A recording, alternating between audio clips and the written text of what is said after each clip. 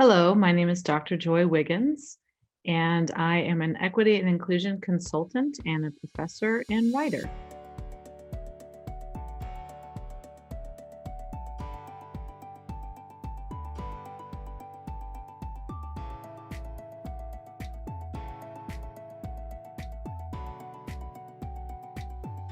So I will actually show you the book right here. It is From Sabotage to Support a New Vision for Feminist Solidarity in Workplace. And one of the reasons why it's by myself, Joy Wiggins, and Dr. Camille Anderson. And you can find her at CamilleAndersonPhD.com. So, one of the reasons that we decided to write this book is that Camille and I felt that many times women that come from different backgrounds and different experiences don't always know how to come together in solidarity. We may not always know our history. We may not understand why women have been pitted against each other for various reasons throughout, our lifetimes and throughout generations. So one experience that prompted me to start thinking about this was I had an experience where I felt that some of the women in my workplace were being pitted against each other. And I later realized that that's really the organizational structure, the systems that pit us against each other. It's not necessarily that we want to work against each other and challenge each other in ways that only undergirds or only destabilizes our sense of solidarity with each other.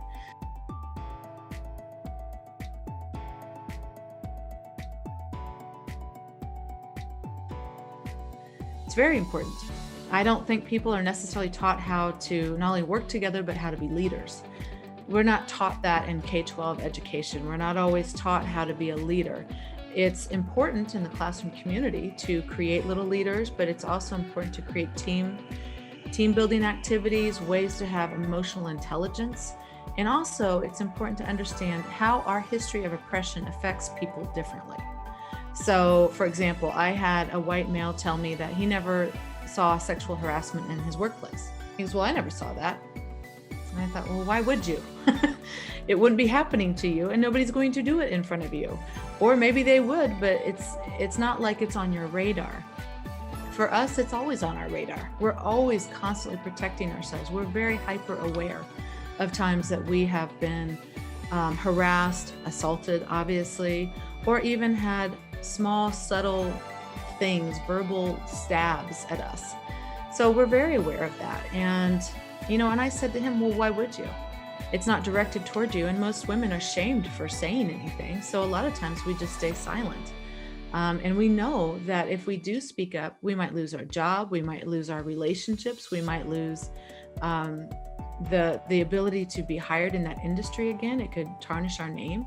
So of course, we're not always going to speak up. And I think that's important that men understand that, and that they do their own education on ways in which they can advocate for women, but also deconstruct the ways they've been, brought up in the world.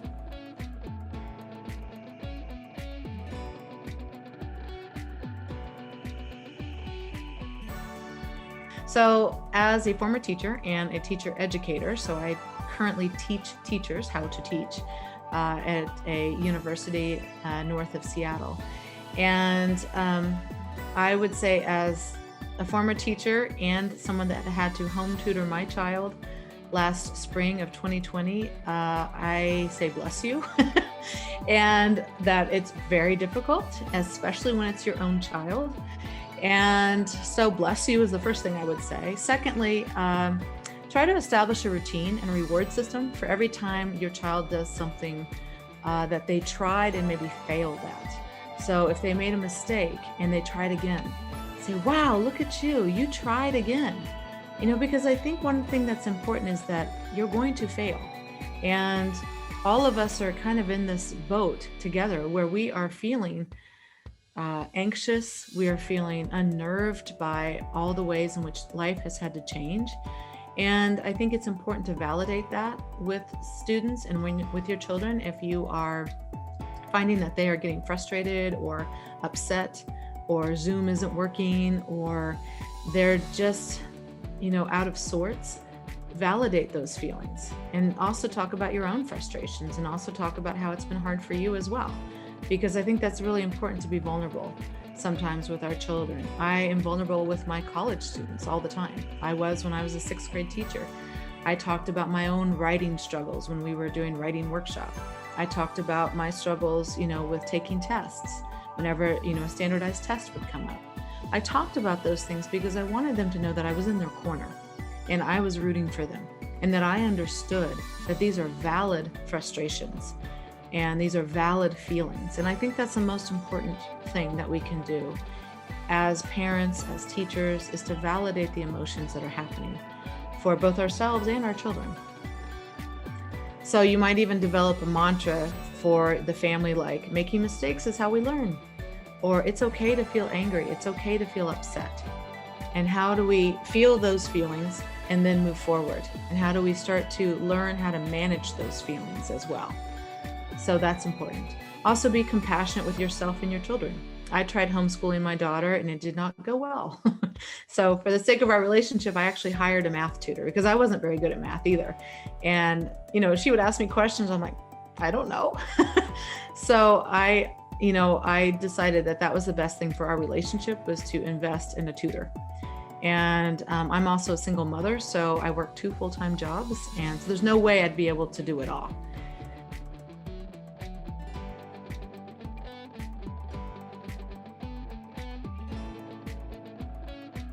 I honestly don't know how much it has changed yet. I think we've made a lot of progress. I recently wrote a women's leadership curriculum where I talked about the glass ceiling, where the glass ceiling was broken, and the challenges yet to come for women and all the different waves of feminism. If you haven't heard, there's 4 or 5 different waves of feminism. And these waves are just kind of time periods of where there were certain challenges, and some of those challenges were overcome. It could have been through laws and policies that were passed to protect women, or it was key events where a woman broke that glass ceiling. So it's important to celebrate all the times that we have made progress. It's also important to know when we still have extra hurdles to overcome. And I think with Me Too, Tarana Burke started that in 2006. That's where that hashtag Me Too came from. I think it's important that we continue to push back no matter what's happening in the world, but it's also important to understand the different nuances and complexities of different women's experiences all over the world. So as we know, in the United States, there has been forced sterilization of women of color in different periods of the history of the United States. And I think that's very important to understand that. And it's also important that women, we speak out about injustice and harassment, but we know that we also take a risk every time we do that. And so it's important to understand ways in which you can also protect yourself if you need to speak out, or if you are finding that you need to have a community around you. It's kind of like who's in the foxhole with you and who can actually be there for you to support you, because you're going to need that. You also need to know the risks that are going to be taken when you do speak up, and to measure those accordingly. I also think it's very important that we hold men and companies accountable in real economic, socially, and political ways, that so that we can make that progress. And then unfortunately, in the legal and political systems, this corruption runs so deep because of the money that's involved in our laws and elections, and the systemic injustice that continues to pervade every aspect of American life, in addition to the global partnerships that perpetuate violence, that this battle is still raging. There's money behind the objectification of women. And I think when we can root those out and find where those pockets are of that continuation and perpetuation of violence against women, that's important that we still do that homework. The more that women have privileges, the more the privilege that you have, the more you should be standing up and advocating for those that don't, and then creating spaces for empowerment to happen for all of us. So, it's important that we don't say, oh, I'm going to empower other women. Actually, we should be creating spaces of empowerment for ourselves and then allowing that to create a capacity for other women to also feel empowered, because really nobody else can empower you but you. And so if we have plenty of models and system changes that happen that women can feel empowered, the better it is, right? So the more that women that have privileges to feel empowered to change those systems, and then that way those systems can then create more and more empowerment for everyone. I also firmly believe that it's on men to educate each other and to change these systems and to stand up against injustice every single time they see it, and to question the way that they've been socialized and how that impacts the women in their lives and in their world. So, and also how patriarchy impacts men in negative ways. There's this term toxic masculinity. I think a good way to think about that is men can't fully express themselves either under a patriarchal system. And it doesn't behoove them to continue to perpetuate this system either. So that's really important. And I think it's important for men to do their homework. So it's especially important among women and men, and non-binary folks and transgender folks to constantly analyze the stories that we've been told throughout our lives and the messages that we received.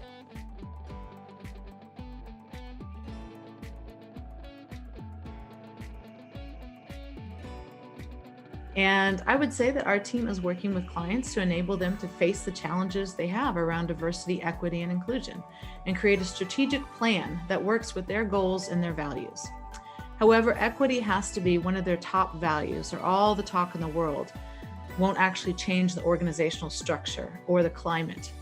And if you don't have equity as your core value and understand really what equity looks like and how you are willing to change your organizational structure and the climate, and to hold folks accountable for that, and to have accountability metrics that actually showcases to the world how you are actually changing and what you're doing, then change can't happen. It just can't. It has to be on so many different levels. It has to be top down, bottom up. It has to be diversity, equity, inclusion has to be a part of every nook and cranny of that organization, or you will not achieve those results. And it is hard to find companies that are doing that. There's a lot of companies that are striving to do that. There's companies that are on the verge of creating something new around diversity, equity, and inclusion. There are companies that have been doing it for a while, but still struggle, still have, growth. And that's where we come in, and that's where we help. We can kind of figure out, we can kind of do a diversity and equity audit to see what's your strategic plan? How are your values really lining up with the actions that you're doing, and the accountability metrics that showcase, are you actually doing what you say you're going to do? How is it changing? What are the specific things that you are doing in your company that is actively, statistically changing the way your employees feel, the way they show up authentically, the surveys that you give out about workplace climate? Are those accurate? Are those authentic? Are folks able to show up in authentic ways and be as productive as possible, and feel supported? And that's really important. And the more supported, people feel, the better they feel about innovating. And of course, that's always good for the bottom line.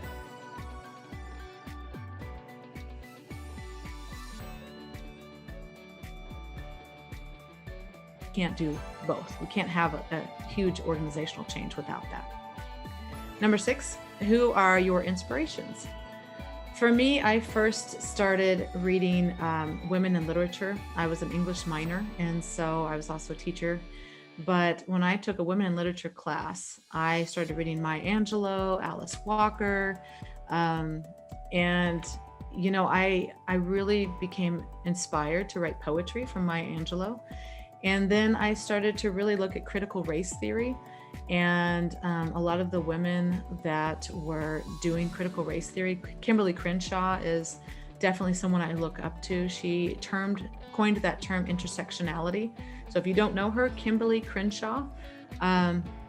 People right now that really inspire me is Sonia Sotomayor, Kamala Harris, Ijeoma Oluo, Amanda Gorman, the Youth Poet Laureate that spoke at Biden's inauguration, is also one of my new inspirational writers.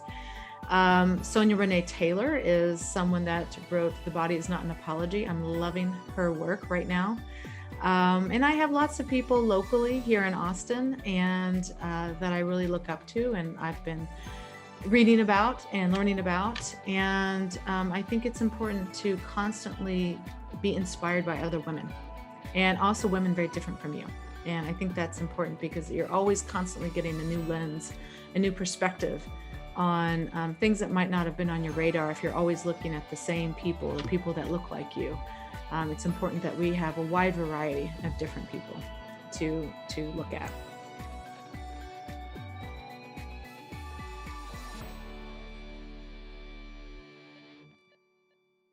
Yes, I am a reader. I'm also a very avid podcast listener and NPR watcher. And so, and I also love just different stories, international stories on Netflix too.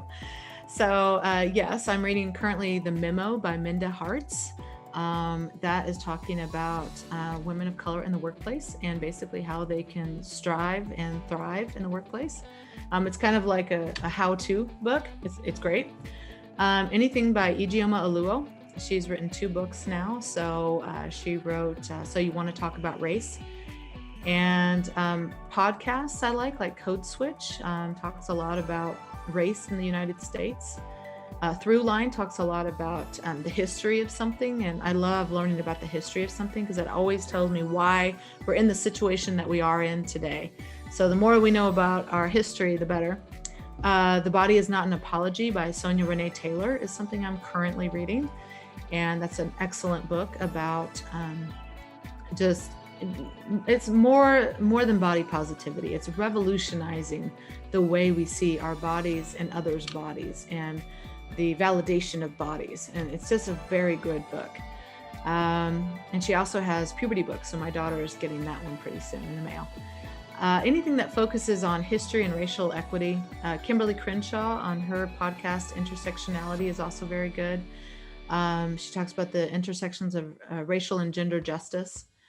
And I also really enjoy Pema Chodron for my spiritual guidance. So that's nice.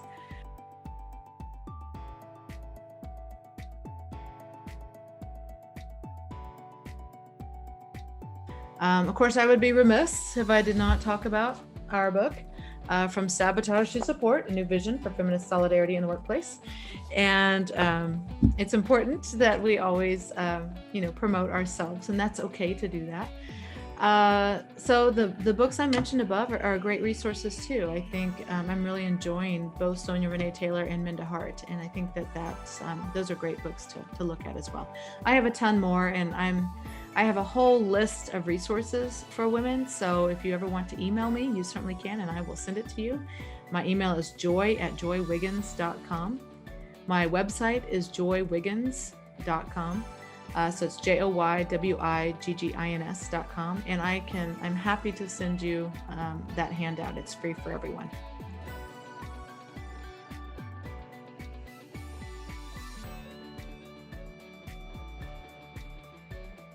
Mostly know your history and fight against beating yourself up, and instead change the system, change the cultures, and beat that up. And hold men accountable. Sometimes we feel like the burden is all on us. Men need to be held accountable.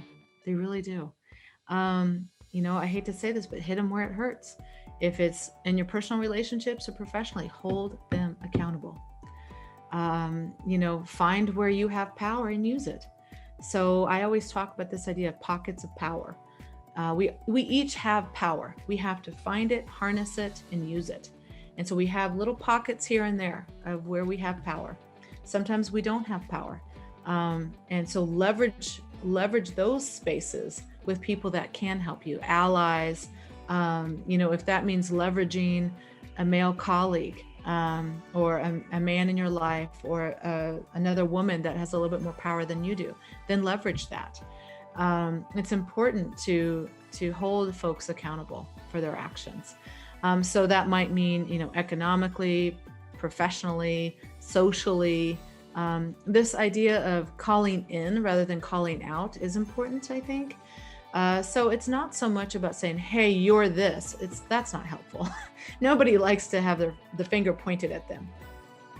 better, what's helpful, I think, is to say, hey, listen, you may not know this, but I've heard this story about how people experience what you just said. So I hope this helps. And again, I'm happy to help you all with any resources or readings or podcasts. I love to collect resources. Again, my name is Dr. Joy Wiggins. You can pick up our book anywhere, any bookshelf, on, Goodreads. Your local bookstore is always great to do. Our publisher is Barrett Kohler. And my website is www.joywiggins.com. And my email is joy@joywiggins.com. And I'm happy to hear from you. Thank you.